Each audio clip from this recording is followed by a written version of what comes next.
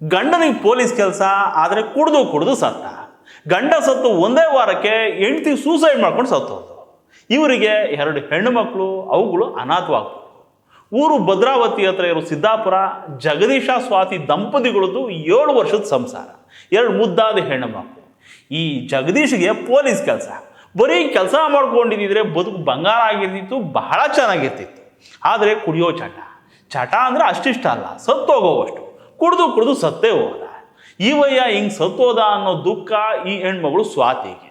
ಆದರೆ ಈ ಮೋಹನನಿಗೆ ಇನ್ನೊಂದು ಥರ ಚಟ.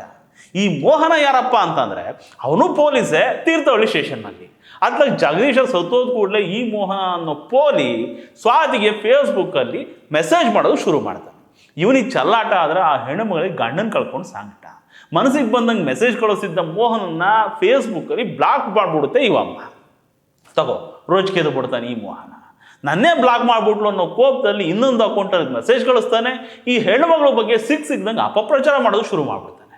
ಇಂಥವುಗಳೆಲ್ಲ ಅದು ಹೆಂಗೆ ಪೊಲೀಸ್ ಆಗ್ತಾವೋ ಏನೋ. ಪೊಲೀಸ್ ಕೆಲಸ ಮಾಡ್ರಯ್ಯ ಅಂತಂದರೆ ಪೋಲಿ ದನಗಳ ಥರ ಆಡ್ತವೆ. ಮೊದಲೇ ನೋವಲ್ಲಿದ್ದ ಹೆಣ್ಣುಮಗಳು ಎಮೋಷನಲಿ ಡೌನ್ ಆಗಿದ್ದ ಸ್ವಾತಿ ದುಡುಕ್ಬಿಡ್ತಾಳೆ. ಡೆತ್ ನೋಟ್ ಬರ್ದಿಟ್ಟು ಸೂಸೈಡ್ ಮಾಡ್ಕೊಂಡ್ಬಿಡ್ತಾಳೆ. ಈ ಮೋಹನ ಯಾರು ಅಂತಲೇ ನನಗೆ ಗೊತ್ತಿಲ್ಲ, ಫೇಸ್ಬುಕ್ ಹೆಸರು ಮೆಸೇಜ್ ಮಾಡ್ತಿದ್ದ, ಬ್ಲಾಕ್ ಮಾಡಿದೆ. ಅದೇ ಕೋಪಕ್ಕೆ ನನ್ನ ಮೇಲೆ ಇಲ್ಲು ಸಲ್ಲದ್ದೆಲ್ಲ ಹೇಳ್ಕೊಂಡು ಅಪಪ್ರಚಾರ ಮಾಡ್ತಿದ್ದಾನೆ.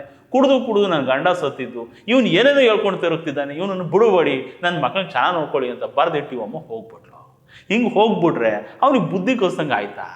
ಇದ್ದು ಫೈಟ್ ಮಾಡೋದು ಬಿಟ್ಟು ಜೀವ ಕಳ್ಕೊಂಡು ಎದ್ದೋದ್ರೆ ಯಾರಿಗೆ ನಷ್ಟ? ಅವನಿಗೆ ಬುದ್ಧಿ ಕಲಿಸಿದ್ರೋ ಇಲ್ಲವೋ, 2 ಹೆಣ್ಣು ಮಕ್ಕಳನ್ನ ಅನಾಥ ಅಂತೂ ಮಾಡಿಬಿಟ್ರಿ. ಇವಾಗ ಅವನ ಮೇಲೆ ಕೇಸ್ ಆಗ್ಬೋದು, ಅರೆಸ್ಟು ಆಗ್ಬೋದು.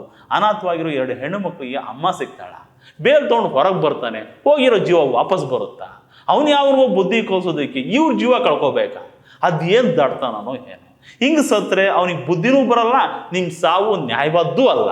ನಿಮ್ಮದೇ ಮಕ್ಕಳಿಗೆ ಅನ್ಯಾಯ ಮಾಡಿದ್ರಿ ಅಷ್ಟೇ. ದುರಂತ ಕಣ್ರಿ ಇದೆಲ್ಲ.